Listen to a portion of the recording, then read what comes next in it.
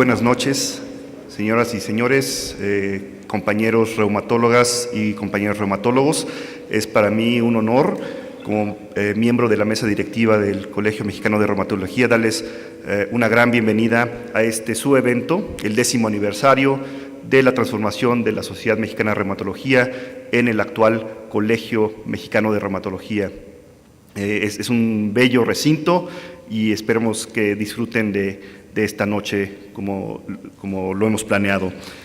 Sin más, les presento a los miembros del Presidium: el doctor Rolando Espinosa Morales, actual presidente del Colegio Mexicano de Reumatología;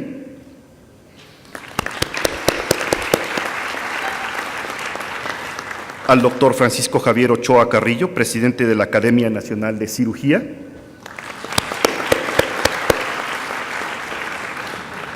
al doctor Enrique Wolpert Barraza, presidente del Comité Normativo Nacional de Consejos de Especialidades Médicas;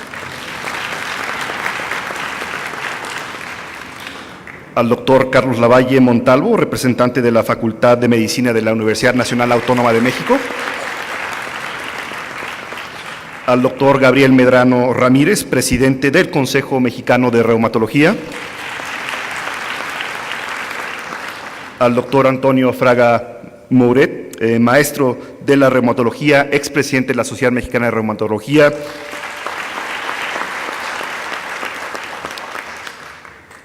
y al doctor Eduardo Barreira, vicepresidente del Colegio Mexicano de Reumatología; y finalmente al doctor Jorge Esquivel Barreira, actual tesorero del Colegio Mexicano de Reumatología.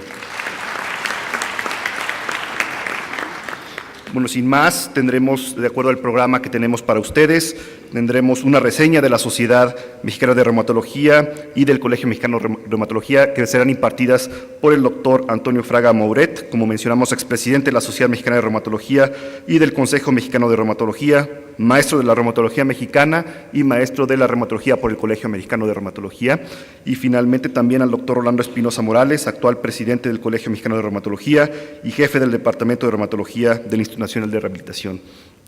Les recibimos con un gran aplauso.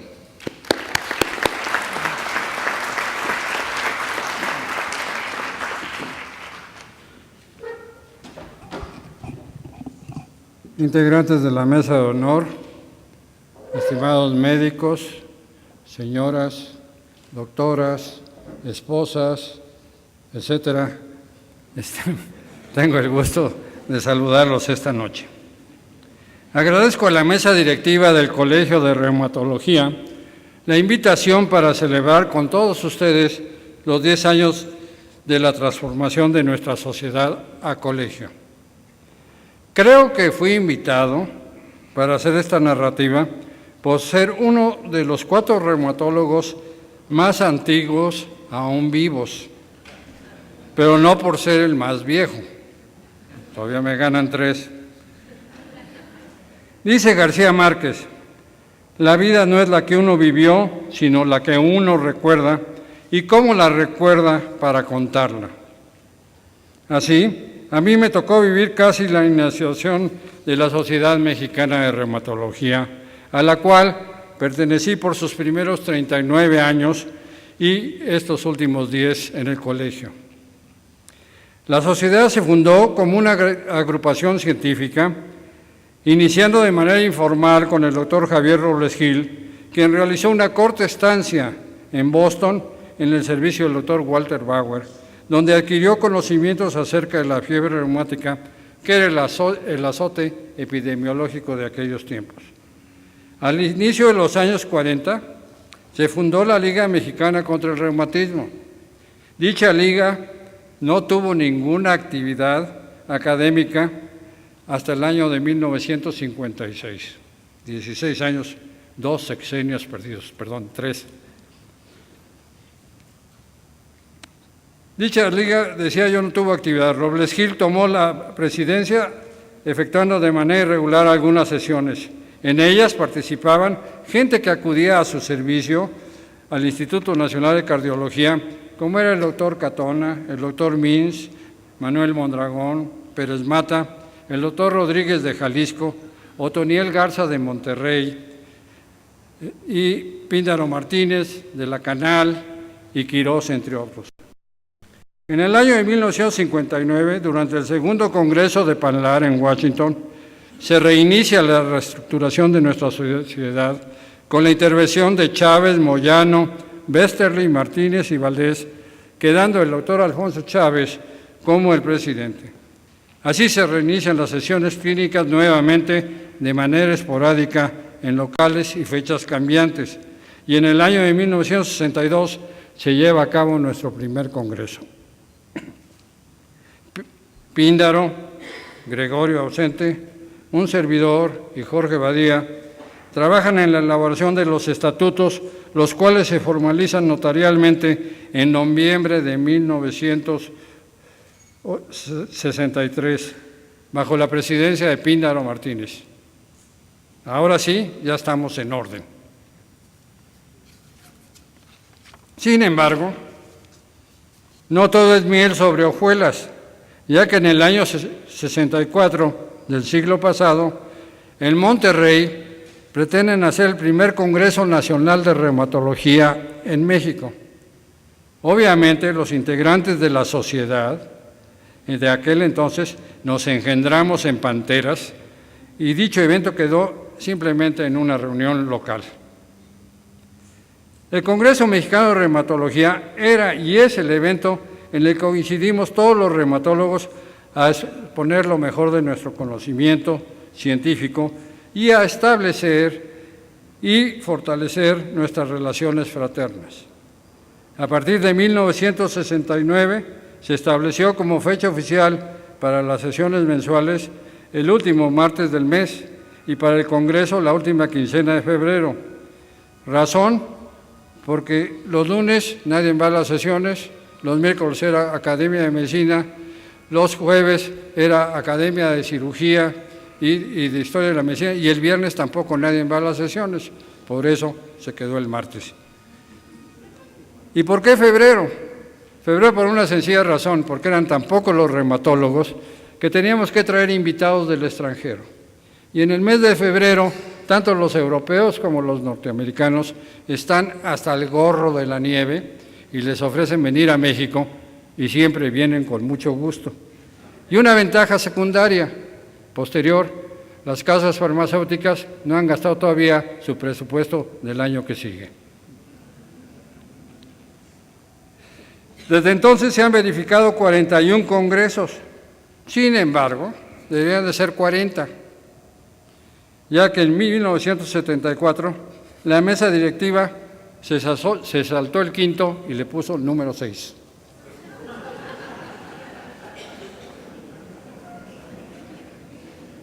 En 1966 se establecieron las jornadas en provincias que se hacían cada año y estas posteriormente se transformaron el Congreso, que era bianual en aquel entonces, a un Congreso anual. A nivel internacional, a través de sus miembros, las 31 mesas directivas y las publicaciones de la reumatología mexicana, se logró posesionar en un lugar relevante. Ejemplo para ello fue que en 1956 la ARA, hoy ACR, aceptó a los reumatólogos mexicanos como miembros regulares y no correspondientes, gracias a la intervención de alguien que ustedes conocieron muy bien, el doctor Schiff. Posteriormente, el doctor Schulman, que ustedes también conocieron muy bien, redujo el precio de la cuota de membresía y de la revista a los mexicanos cuando hubo épocas de crisis económica en el país. Con una gran labor de todas las mesas directivas, se ha mantenido una política internacional con otras sociedades, lo cual ha sido de gran beneficio para nuestros agremiados, y por mencionar algunas de estas, la Sociedad Española, la Canadiense, el Americano, EULAR, PANLAR, etc. Hemos tenido el honor de ser anfitriones del Congreso HILAR en 1961 y de PANLAR en 1967 y 1990. Dos de nuestros miembros fueron presidentes de HILAR, la Liga Internacional, Robles Gil y Gregorio Mins, que desafortunadamente falleció antes de tomar posesión. Y uno de PANLAR, Píndaro Martínez. Vale la pena mencionar el reconocimiento como máster del ACR al doctor Alarcón y a un servidor, ya que fueron los primeros latinoamericanos que trabajando en su país de origen obtuvieron tal distinción. Los jefes de servicios de las residencias de especialidad formaron y lograron la idoneidad del Consejo Mexicano de Reumatología en el año de 1974. A lo largo de su existencia, la sociedad ha tenido una gran actividad para los cursos y encuentros de residentes, conjuntamente con las ponencias durante los congresos, mejorando de manera notable la preparación de sus agremiados. De manera importante, se movieron las actividades hacia la sociedad, impartiéndose cursos, encuentros para pacientes y sus familiares. Se favoreció y orientó la formación de grupos de autoayuda con voz en las diferentes instancias. Ejemplo de ello fue haber obtenido el colegio, en conjunto con los pacientes, un punto de acuerdo en la Cámara de Diputados para el tratamiento de la artritis reumatoide. Unificación y armonía es el legado más valioso que dejaron las mesas directivas a la sociedad y que es ahora una herencia para el colegio. ¿Cómo se logró? Esta unidad y esta armonía tuvo papel fundamental la alternancia en la presidencia de los directivos de los distintos servicios formadores de reumatólogos y desde 1988 incorporación como presidentes en años alternos de reumatólogos del interior del país. Otro factor indiscutible de cohesión fue que se favoreció la convivencia de los residentes entre sí y con los integrantes de los distintos servicios existentes, así como también fue la incorporación de reumatólogos ya formados de una institución a otra. En la memoria de propios y extraños, la Sociedad Mexicana de Reumatología queda como una institución científica, académica, armónica y con un gran valor social. La sociedad dejó una herencia de 323 miembros activos en el 2002 en relación a los 446 que existen hoy en día. Así es, como he recordado en esta breve narrativa, los hechos más sobresalientes de lo que fue nuestra historia. Gracias.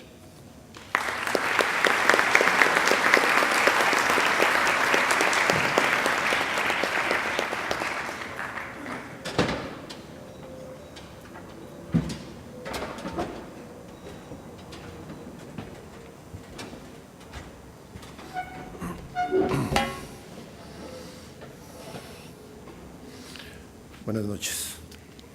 Estimado doctor Francisco Ochoa, presidente de la Academia Mexicana de Cirugía. Doctor Enrique Wolper, presidente de la CONASEM.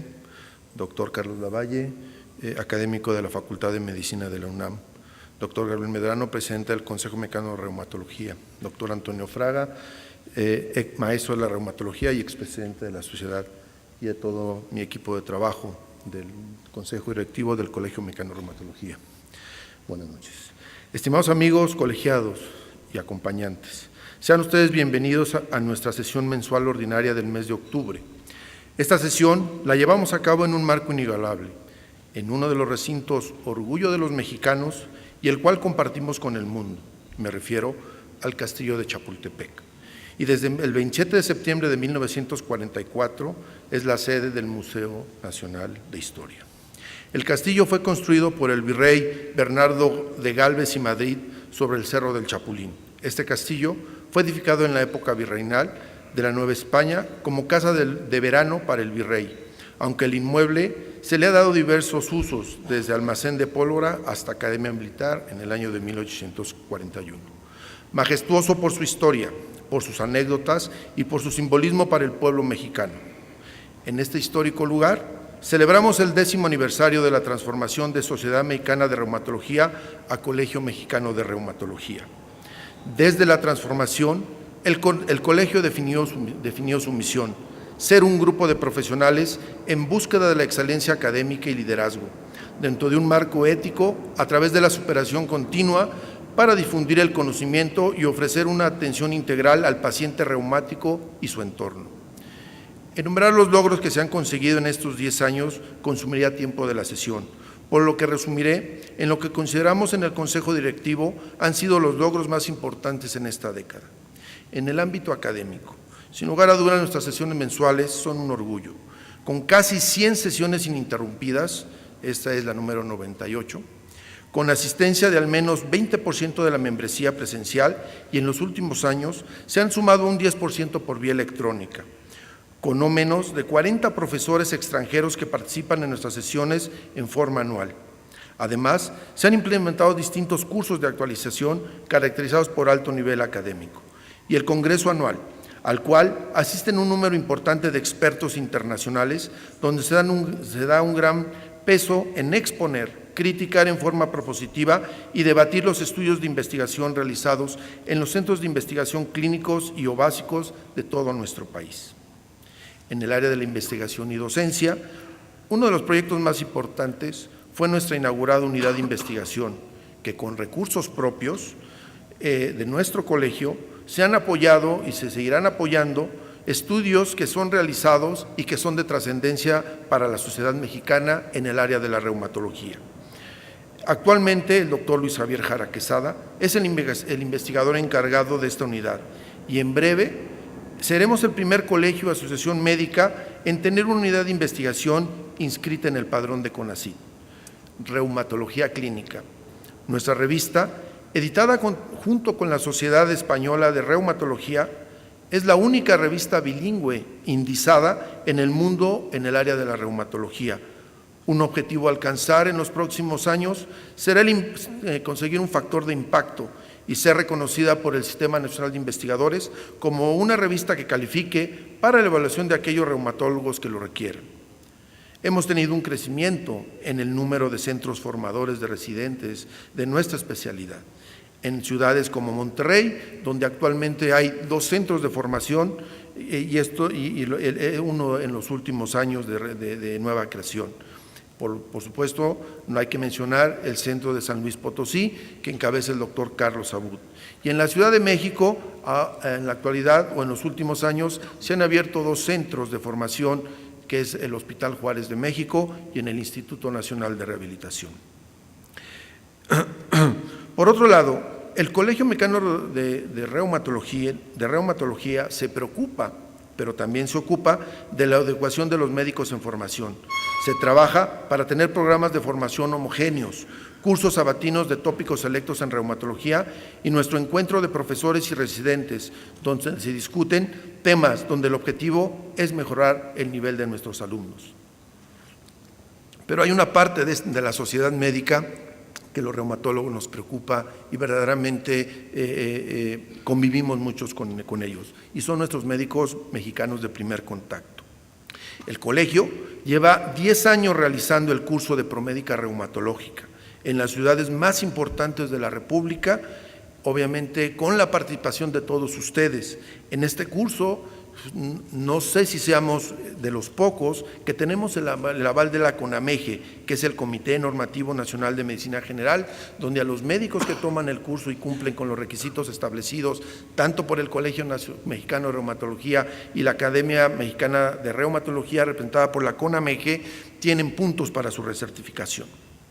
Pero sin lugar a duda, nada de estos esfuerzos que hemos tenido todos y cada uno de nosotros estaría extraordinariamente incompleto si no mencionáramos a la parte más importante de la reumatología, que son nuestros pacientes.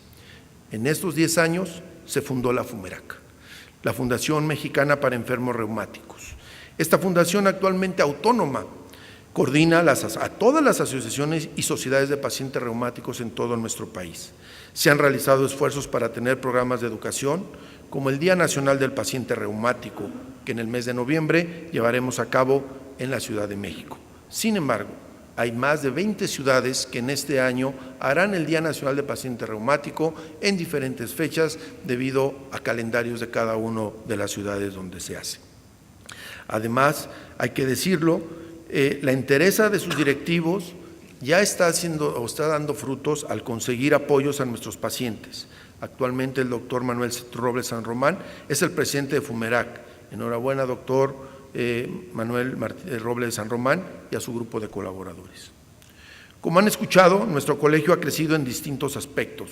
académicos, investigación, docencia, asistencia, en conjunción con nuestros pacientes. Tengo que mencionar que ninguno de estos logros hubiera sido posible sin haber tenido una base sólida, construido por un grupo tenaz, pujante y decidido de expresidentes de nuestra Sociedad Mexicana de Reumatología. A todos ellos, muchas gracias por sentar estas bases y 45 años después, porque la fecha que mencionó el doctor Fraga, donde se firmó el acta constitutiva, es el 7 de noviembre de 1963. Después de 45 años, repito, se ven cristalizados muchos logros y creo que somos una verdadera familia que funciona como un gran equipo de trabajo. Sé, y estoy seguro que estos logros serán superados por los próximos comités directivos de nuestro colegio, para seguir siendo un gremio ejemplar para nuestras autoridades académicas aquí presentes y un orgullo de la sociedad mexicana. Muchas gracias.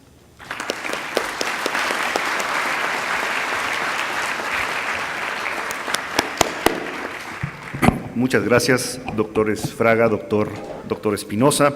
A continuación pasaremos a dar unos reconocimientos a dos de las personas prácticamente que lograron y tuvieron la visión de transformar la Sociedad Mexicana de Reumatología en el actual Colegio Mexicano de Reumatología. Son dos expresidentes de la previa Sociedad Mexicana de Reumatología. Me refiero al doctor Francisco Guillermo Medina Rodríguez y al doctor Mario Alberto Garza Elizondo. Pasen por favor al presidium. El doctor Fraga Mouret presentará placas de reconocimiento y de agradecimiento.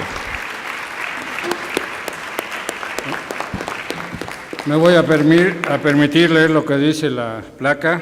Colegio Mexicano de Reumatología hace una generación de 10 años de humanismo, pasión y progreso.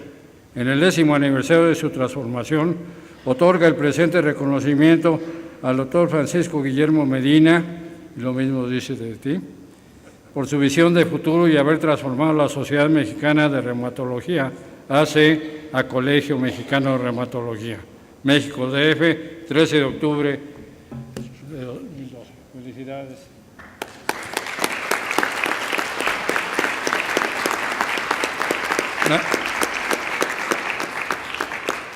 Digo, aunque dice lo mismo, tengo que leerla porque es para Mario.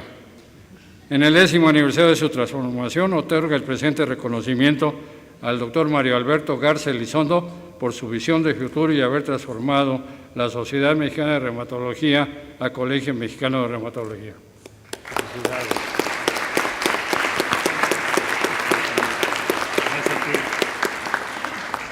¿Me permites? ¿Con ellos? ¿De veras? Sí, claro.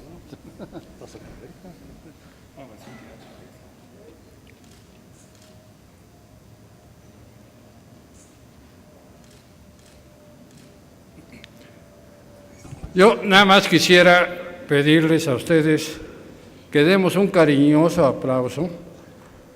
Les dije que éramos 4 los viejitos, ¿verdad?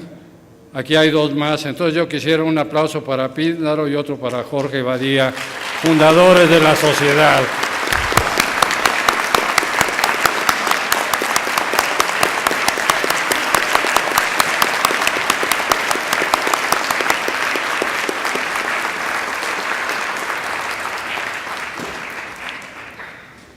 Bueno, a continuación tendremos la develación de una placa y de una sorpresa para ustedes, que es una escultura. Les pediré al doctor Francisco Javier Ochoa Carrillo, al doctor Eduardo Barreira y al doctor Carlos Lavalle, que pasen a develar la placa, por favor. Es la placa conmemorativa de los 10 años de transformación de la Sociedad Mexicana de Reumatología en el actual Colegio Mexicano de Reumatología.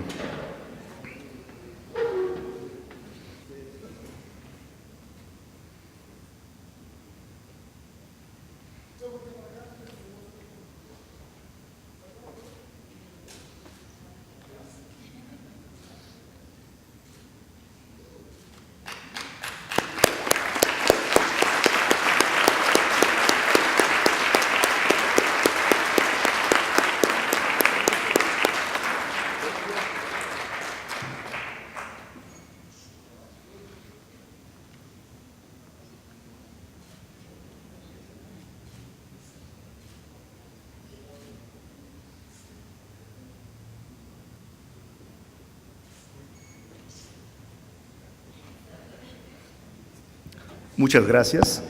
A continuación les pido al doctor Enrique Wolpert, al doctor Rolando Espinosa y al doctor Gabriel Medrano pasar a develar la escultura. La escultura está titulada Esperanza y Plenitud, y aquí por favor les damos un fuerte aplauso al autor Urbano Merino, que está presente aquí con nosotros.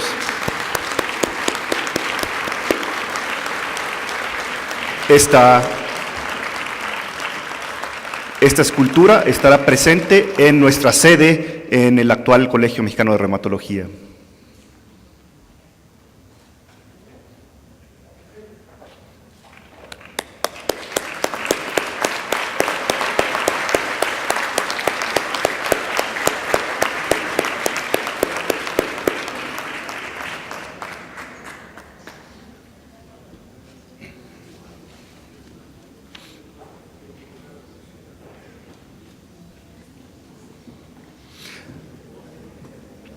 A continuación, invito al doctor Espinosa a dar unas palabras. Bueno, nada más unos segundos. Quisiera agradecer verdaderamente a Eduardo.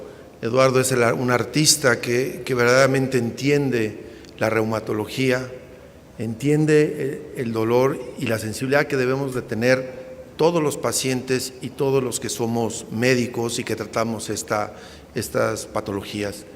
Le pedí autorización y me la dio.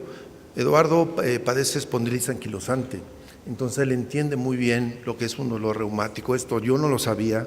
La primera vez que yo me entrevisté con él para platicar y darle las ideas que teníamos en el consejo directivo fue cuando me dijo que él entendía perfectamente lo que es un dolor reumatológico. Así que Eduardo, de veras muchas gracias. Esperanza y plenitud siempre vivirá en el corazón de los reumatólogos por dos razones: porque la esperanza que ustedes tienen como pacientes, ¿no?, y llegar a tener una plenitud, que es lo que nosotros como reumatólogos trataremos siempre de hacer nuestro mejor esfuerzo para que ustedes así lo logren. Muchas gracias, Eduardo.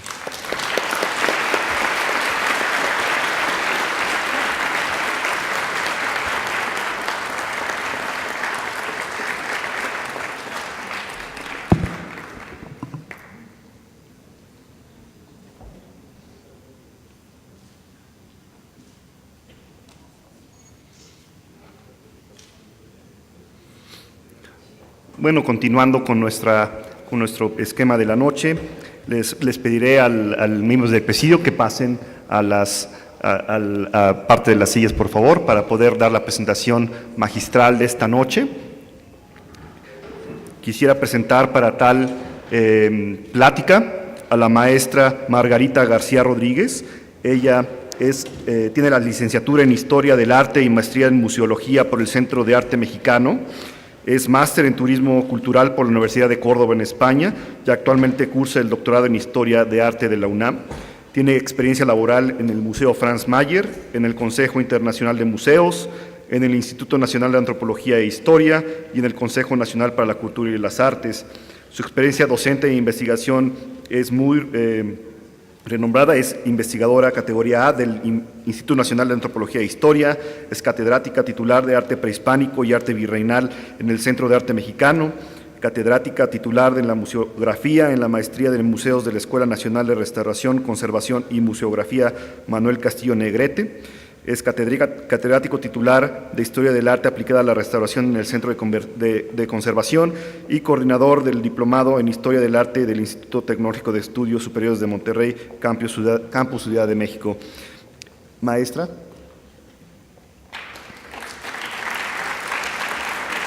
Nos dará el título de la presentación, es Chapultepec, el resplandor de la historia.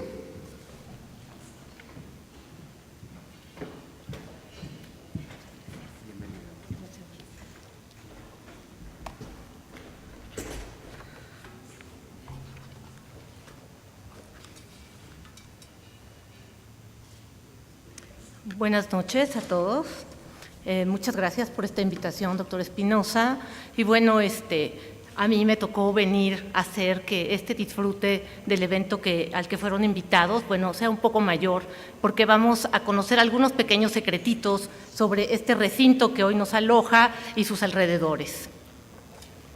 Cuando nosotros escuchamos la palabra Chapultepec, Parque de Chapultepec, ¿qué nos viene a la memoria?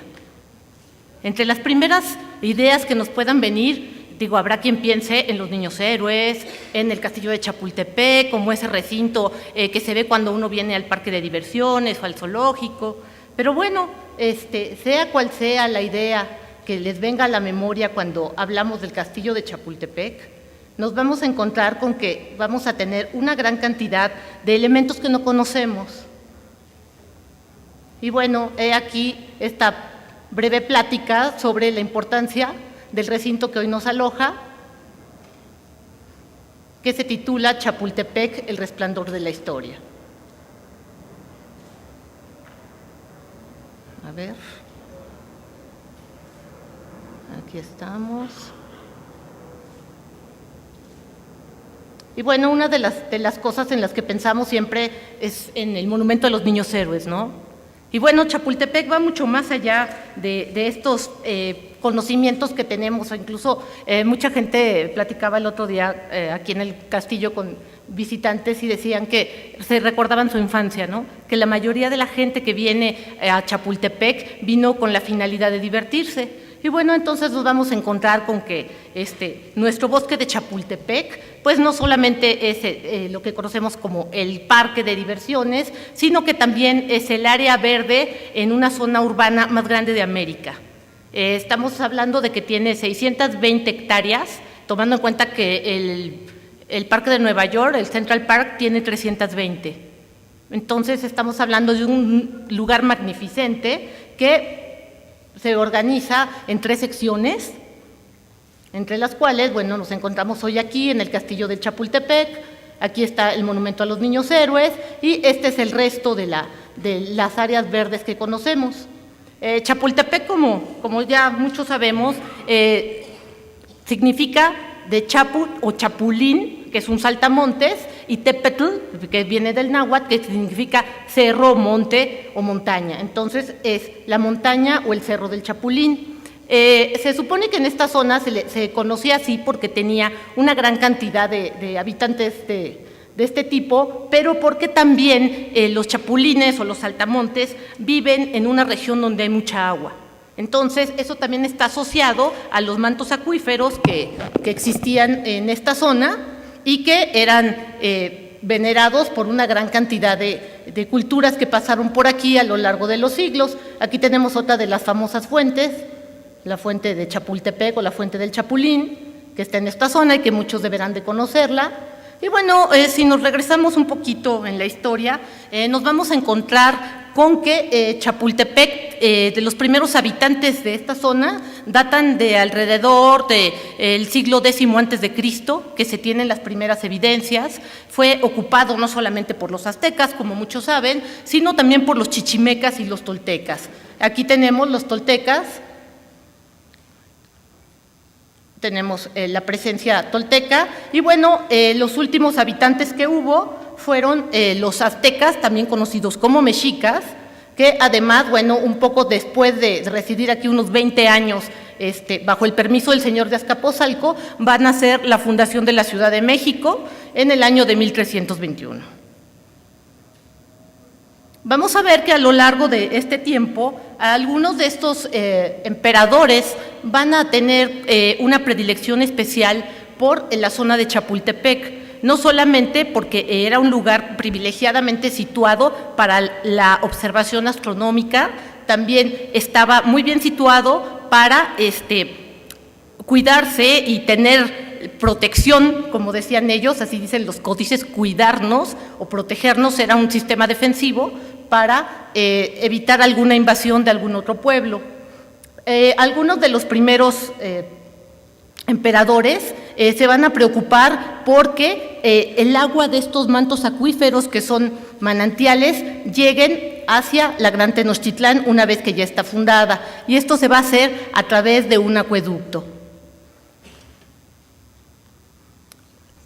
Como recordarán, la Gran Tenochtitlán estaba hecha a base de calles de agua, eran islotes o chinampas, y bueno, vamos a tener una de las avenidas principales por las que llegaba el agua de Chapultepec hasta el centro de la Gran Tenochtitlán, y en esto tenemos la influencia y la presencia de algunos emperadores, como Netzahualcóyotl, que bueno, él va a se dice que él es el que invita a que se siembren los primeros ahuehuetes, que venían de otras zonas, como la zona de Morelos, y que hoy por hoy, bueno, están presentes en el bosque de Chapultepec. En este caso hay uno muy conocido que se llama el Gendarme, que está aquí al subir al castillo de Chapultepec, y bueno, es una de las características que nos encontramos cuando pensamos en el bosque de Chapultepec. Tenemos una pintura de José María Velasco, que también en algún momento él plasmó cómo eran los ahuehuetes de Chapultepec. Y bueno, los mexicas decían que en este lugar residía también Tlaloc, que era el dios del agua, y su esposa, que era la señora Chalchitlicue, y que gracias a ellos era que existía agua dulce que se podía llevar hacia la Gran Tenochtitlán, porque hay que tomar en cuenta que el lago en donde estaba asentada la Gran Tenochtitlán era un lago salado. Entonces necesitaban de agua dulce que se llevaba a través de un acueducto que tenía dos partes para que una se ocupara mientras la otra se reparaba. Tenemos la presencia, por ejemplo, también de Moctezuma, que aquí se decía que había fundado sus albercas, que también se conocen como los baños de Moctezuma, y que originalmente eran una serie de pozas o de albercas que tenían un juego de agua, que había cascadas y que se producía una ornamentación muy bella a través del agua, y que Moctezuma venía a descansar aquí. Esto ha quedado presente en una gran cantidad de glifos que se han encontrado, como son estos, que nos asemeja a una serpiente, y también se hicieron aquí unos petroglifos donde nos hablan de la grandeza de los mexicas. Este es el estado en que se encontraban las famosas albercas hace un tiempo, que sufrieron muchas transformaciones y que también se sabe le sirvieron al emperador Maximiliano para realizar algunas de sus actividades deportivas. Así es como estaban a principios del siglo XX y así es como se encuentra hoy. Realmente la restauración ha tenido ha causado muchas controversias porque las dejaron realmente como una fuente contemporánea y sufrió mucha alteración. Pero bueno, todo es reversible y así es como estaban antes y así es como están ahora, ¿no? Esta restauración supuestamente se asesoró por el INAH, pero la realizó el Departamento del Distrito Federal. Sin palabras, ¿verdad? Mutis. Nos vamos a encontrar con que, bueno, en esta época, estos grandes emperadores mexicas como Axayácatl y Tlacael, se decía que era el poder detrás del trono, ellos van a asentar aquí una especie de residencia de verano donde van a fomentar que se haga una especie de reforestación y que también se traigan plantas y árboles de otras regiones que ellos dominaban. Y bueno, también sabemos que cuando se hace el sitio de la Gran Tenochtitlán para lograrle ganar a los mexicas o a los aztecas, Hernán Cortés lo que hace es destruir parcialmente este acueducto. Y bueno, al paso de los años, uno de los primeros virreyes, que es don Luis de Velasco, a él le gustaba esta zona, e incluso se fundan una gran cantidad de haciendas ganaderas a los alrededores y se hacían corridas de toros en esta zona, porque la gente venía a pasear y se organizaban este tipo de eventos. Se dice que en algún momento de la historia, Hernán Cortés había decidido quedarse el área del castillo de Chapultepec, pero por cédula real se estipula que el cerro de Chapultepec debe de ser parte de la ciudad para que sirva como una fuente natural para abastecer el acueducto que llegaba a la Gran Tenochtitlán. Tenemos otros virreyes importantes como el Marqués de Gálvez y su hijo, que van a emprender las primeras construcciones en lo que es actualmente esta parte de Chapultepec, que tardaron mucho tiempo en apisonarla, en aplanarla, porque bueno, se sabía que había un templo prehispánico y que después también se hizo una ermita San Miguel. Y bueno, van a ser ellos dos los que van a hacer las primeras construcciones que van a servir como una especie de casa de veraneo. Tenemos a otros emperadores, a otros virreyes, como Antonio Flores y Maldonado, que él va a decidir que se haga una casa de veraneo, pero también en algún momento se interesan por vender esta parte que decían que no les redituaba de ninguna manera y la van a ofrecer varias veces a la venta a particulares, pero nunca fue comprada y entonces eso decidieron que se quedaba como parte de la ciudad y el ayuntamiento lo iba a administrar.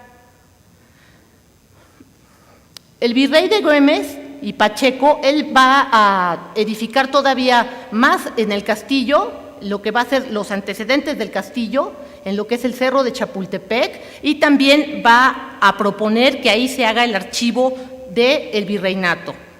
También se pone una fábrica de pólvora que en algún momento va a explotar, y bueno, también va a tener vigilancia en esta zona porque la gente que iba a Tacuba y Tacubaya sufría muchos asaltos y decía que los bandoleros se refugiaban en esta zona. Un elemento muy importante en esta zona es el famoso acueducto que les mencionaba, que desde el periodo de los mexicas se empezó a construir y del que actualmente pues quedan muy pocas cosas, ¿no? Aquí vemos cómo los mexicas empezaron a construir para llevar agua dulce al centro de la Gran Tenochtitlán, y aquí nos encontramos con algunos restos que existen de este acueducto que fue posteriormente modificado por los españoles al estilo romano. Y aquí vamos a ver unas maravillosas fotografías y litografías sobre Chapultepec y su entorno, y nos vamos a encontrar este tipo de elementos donde vemos que todavía estaba el castillo de Chapultepec y estaba el acueducto. Este acueducto se les va a hacer muy familiar porque, bueno, este es en 1870, seguía llevando agua al centro de la ciudad, pero también fue sufriendo transformaciones porque se acabaron los mantos acuíferos aquí en el Cerro del Chapulín y quedaron solamente el acueducto. Esto se pudo haber utilizado de otra manera, pero bueno, aquí tenemos algunas de las fuentes por las que estaba pasando este acueducto. Y como verán, bueno, realmente la foto dice mucho, es una foto de 1891, donde se ve que la gente se acercaba a buscar agua potable a la zona y que terminaba en esa fuente que todos conocemos, en la zona de Salto del Agua y el eje central. Y bueno, este es el acueducto que tenía 904 arcos, venía desde aquí del Cerro del Chapulín hasta esa zona, y lo que actualmente nos queda, bueno, esta es otra vista de cómo se veía, es esto, y no es el original, es la reproducción. El original se encuentra en el castillo, en el Museo Nacional del Virreinato, que también la conocieron como la Fuente del Castillo, y aquí vemos el escudo de armas de los Reyes Católicos. Vean, así quedó por mucho tiempo, se continuó urbanizando la ciudad y así es como lo conocemos hoy. Y bueno, cuando pasamos por Avenida Chapultepec, de repente no sabemos de dónde vinieron esos arcos ni para dónde iban, ¿no? Y bueno, es muy importante tomar en cuenta que llevaba todo un camino hacia el centro de la ciudad. Así es como está ahora.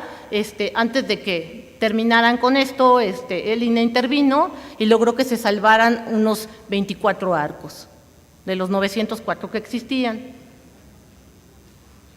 Incluso, bueno, era tan importante este acueducto que los norteamericanos, para hacer la invasión de 1847, tenían este tipo de mapas para ver en qué partes iban a intervenir el acueducto con la finalidad de dejar a la Ciudad de México sin agua. Esta es una vista de la guerra de 1847, hubo dos, la de 1842 y la de 1847, y bueno, aquí tenemos uno de los íconos de la historia de México, que son los niños héroes, y que es uno de los elementos con los que más relacionamos el castillo. Estas fueron algunas de las batallas. Y cuando andamos caminando en las faldas de este cerro, nos encontramos con este tipo de elementos conmemorativos. También se ha hecho una especie de homenaje poniendo estas esculturas aquí en la parte superior del cerro, que es parte del castillo. Todos conocemos este maravilloso monumento que en 1942 se comenzó a construir y se inauguró en 1954.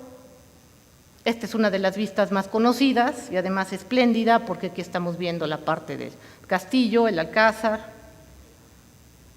Y bueno, también tenemos estos protagonistas importantes de la historia del castillo de Chapultepec, que fueron Maximiliano y Carlota. Las personas que ya hicieron la visita previa ya tuvieron un acercamiento tanto a la colección del museo como a su historia. Y bueno, hay algunos pequeños detalles que les quiero platicar, además de lo que ya escucharon, que es que Maximiliano de Habsburgo no solamente fue emperador de México, también fue virrey en Italia y también se construyó un castillo en Mirabel. Este es el castillo que él se construyó y bueno, vamos a ver que tenía toda esa idea sobre los castillos europeos que van a arrancar con Versalles y este tipo de jardines franceses que van a pasar al resto del mundo y que por supuesto se trae la idea a Chapultepec.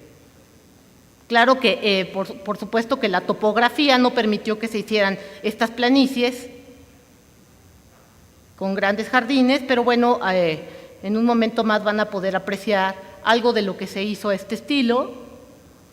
Y bueno, sabemos que Maximiliano era un gran constructor, que él cuando llega encuentra que el castillo era una dependencia militar, específicamente el colegio, y lo cambia de lugar y comienzan a construir para hacerse un castillo lo más digno posible de la nobleza europea. Aquí tenemos algunos de los comedores, van a traer una gran cantidad de elementos de Europa, desde mobiliario, vajillas, maderas, alfombras, van a traer una gran cantidad de sedas para poder hacer los cortinajes y todos los ornamentos, y van a tener algunos elementos como de Christopher, como de Tiffany. Y tenemos algunos espacios que ustedes seguramente ahorita conocieron, donde nos dejan ver que, bueno, toda la influencia europea que existía, que en esa época, bueno, todos los palacios en Europa estaban influenciados por Versalles, y nos encontramos con este tipo de marquetería Boucher, tenemos estos cristales de Bohème, tenemos las paredes revestidas en tapices de seda. Esta es la habitación de Maximiliano. Mucho del mobiliario que Maximiliano y Carlota trajeron a México es parte de lo que todavía hoy se exhibe, aunque ha tenido muchas distorsiones y se han alterado muchas cosas. Aquí tenemos algunos ejemplos de la decoración de este tipo de candelabros y de arañas que llegaban realizadas en Europa para los emperadores, pero como todos recordaremos, tuvieron un gobierno muy corto y bueno, el palacio no terminó de ser como ellos querían, todavía querían que fuera más suntuoso, y de esto todavía se conservan una gran cantidad de elementos. La escalera por la que subimos se conoce como la escalinata de la emperatriz, y aún vamos a ver este tipo de elementos que hacen estas decoraciones vegetales y grutescas que nos recuerdan los castillos en Europa.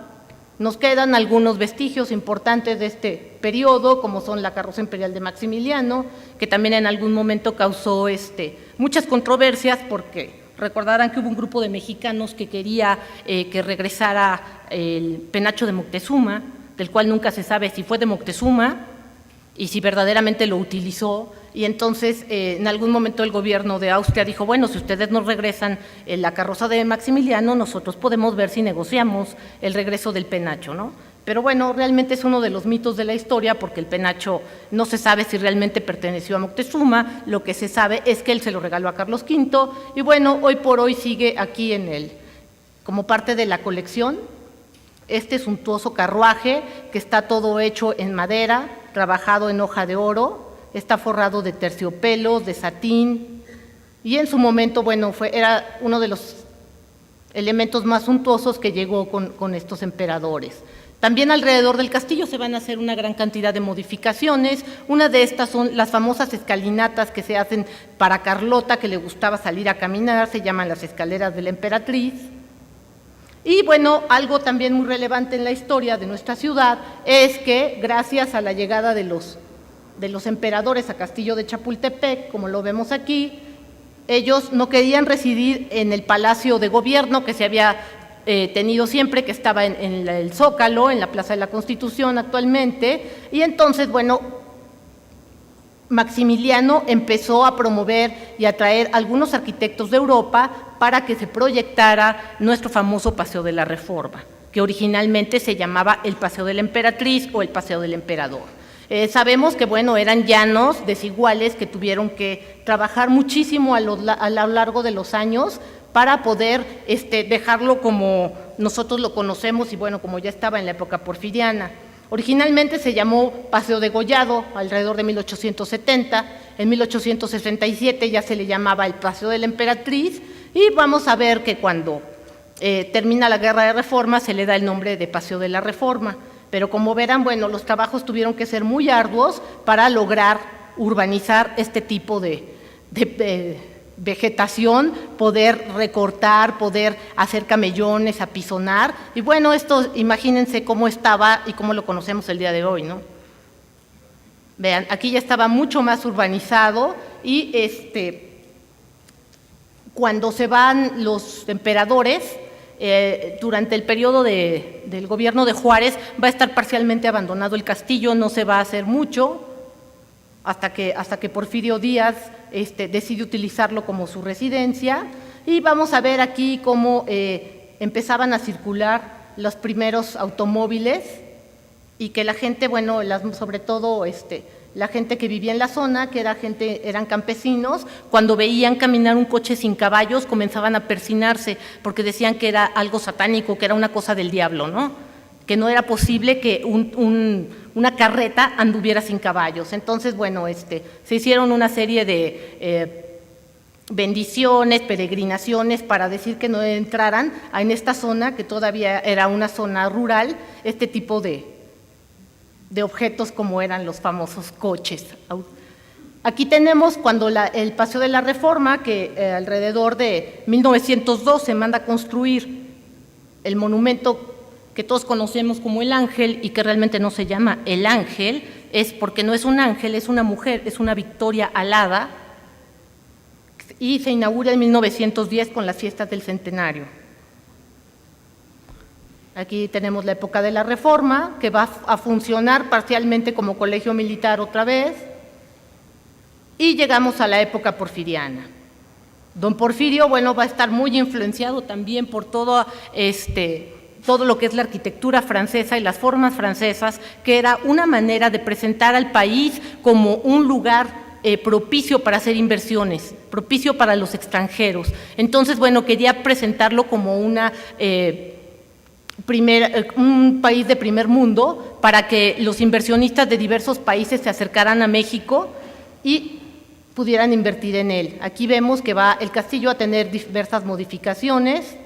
Vamos a ver que aquel mobiliario y aquellos salones que habían quedado de la época de los emperadores se lo va a utilizar y lo va a remozar en mucho Porfirio Díaz, que va a gobernar de 1873 a 1910, y tuvo mucho tiempo para hacer modificaciones, para traer arquitectos, decoradores, e hicieron este tipo de decoraciones que hoy conocemos, que son los cristales emplomados, que son alegorías. Trajeron muchos muebles, remozaron todo lo que era dorado en base a doradores que trajeron de Europa. Muchos de estos techos se imitaron de las otras habitaciones que ya estaban decoradas. Este tipo de candelabros y candiles también se trajeron de Europa para completar, darle esta vista de palacio. Aquí tenemos a don Porfirio, cuando todavía estaba en muy buenas condiciones, fue mucho tiempo antes, antes de que acabara el siglo XIX. En el palacio, aquí tenemos uno de los comedores, el que era el comedor de gala, donde se hicieron algunos añadidos. Estos son el tipo de cristales emplomados que les decía que se utilizaban mucho en Europa, algunos con el escudo mexicano, que lo van a ver exactamente allá atrás cuando estén en el momento del cóctel. Y bueno, aunque no había sido brillante el imperio, el Segundo Imperio en México, bueno, se conservaron muchas de las formas afrancesadas. Aquí tenemos un retrato de Maximiliano, y bueno, también a lo largo de los años se han perdido una gran cantidad de cosas, ¿no? Hay algún museo en el sur, cuyo nombre no quiero decir, pero que en el comedor tiene la cuchillería de Maximiliano, ¿no? No sabemos de qué manera llegó allí. Solamente que originalmente estaba acá y ahora pertenece a un museo privado. El Alcázar, que va a tener diversas modificaciones, la Casa del Lago, que también se va a crear para dar fiestas en el centenario, cuando don Porfirio va a invitar a una gran cantidad de embajadores a que vengan a conocer México.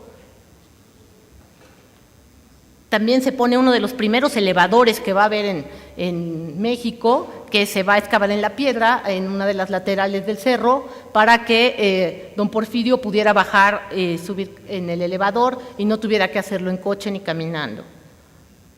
Aquí vemos a don Porfirio con su gabinete en las fiestas del centenario, que se sabe que aquí en el castillo se hizo una gran cena donde trajeron unos chefs franceses y que se dice que los ayudantes mexicanos no entendían para qué compraron tantas lechugas y que solo iban a usar 2 hojas del centro y a tirar el resto, ¿no? Y que en este momento hicieron unos platillos tan exóticos que los mismos mexicanos que estaban invitados a la cena ni siquiera los probaron porque no sabían qué contenían. Algunos ilustres habitantes del castillo, tenemos a Francisco Madero, que solamente pasó algunas temporadas, pero mandó a hacer unas modificaciones. Tenemos al presidente Carranza, que estuvo habitando aquí un tiempo y mandó remozar lo que es la fachada sur. Álvaro Obregón, a Plutarco Elías Calles, Emilio Portes Gil, a Pascual Ortiz Rubio y a Abelardo Rodríguez.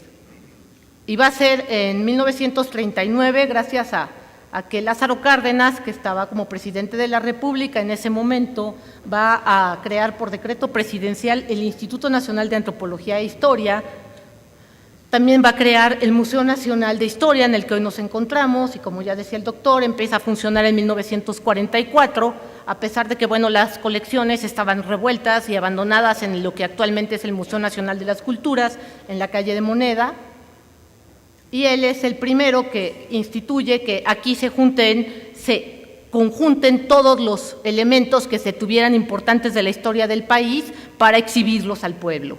Aquí tenemos una reproducción de la corona de Iturbide, algunos elementos de la conquista, algunos objetos traídos de Oriente. Ustedes ya conocieron parte de la colección.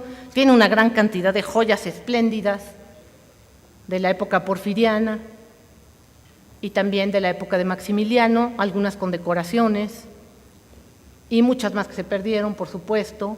Y bueno, es el primer presidente que decide que la casa presidencial no sea ni el Palacio Nacional, ni sea el Castillo de Chapultepec, sino que se construyen Los Pinos, en los predios de un rancho cercano que se llamaba La Hormiga.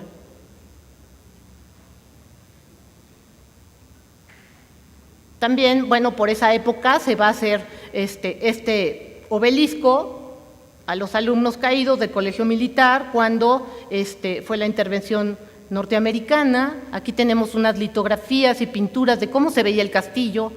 Se imaginarán que, bueno, no fue nada fácil urbanizar para hacer el Paseo de la Reforma. Aquí ponían cruces en el camino porque decían que había una gran cantidad de bandoleros que se escondían en esta zona. ¿Y cuándo hubieran visto esto? El castillo de Chapultepec entre Magueyes. Esta es otra de las vistas donde todavía podemos ver el acueducto, otra vista con Magueyes, una vista más. La moda de la época siempre dice algo. las primeras urbanizaciones en lo que hoy conocemos como la zona rosa, en la colonia Cuauhtémoc, una vista aérea, esta espléndida vista del castillo, que es muy reciente, donde vemos que se han colocado una gran cantidad de techos para cubrir la parte patrimonial, cómo se fue urbanizando, esto era ya en los años 20. Los coches también, el modelo de los coches nos dice mucho, y como verán, bueno, hay pocas modificaciones en la fachada, teníamos una cúpula que cubría una parte de las edificaciones, ahora la tenemos así.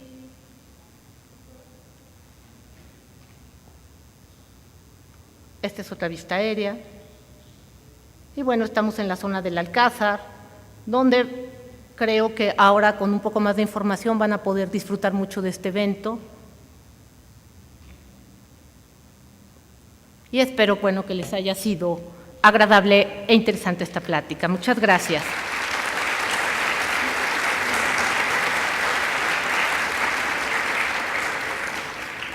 ¿Alguien quisiera hacer alguna pregunta? ¿Tienen alguna duda, aportación? ¿No? Ok, muchas gracias. Buenas noches.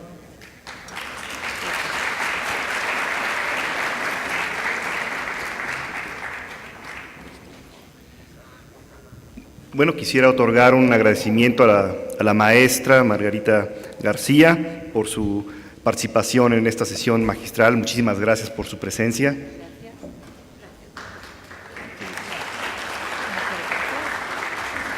También quisiera otorgar un agradecimiento al doctor Antonio Fraga Mouret como participante en esta sesión. Pase, por favor.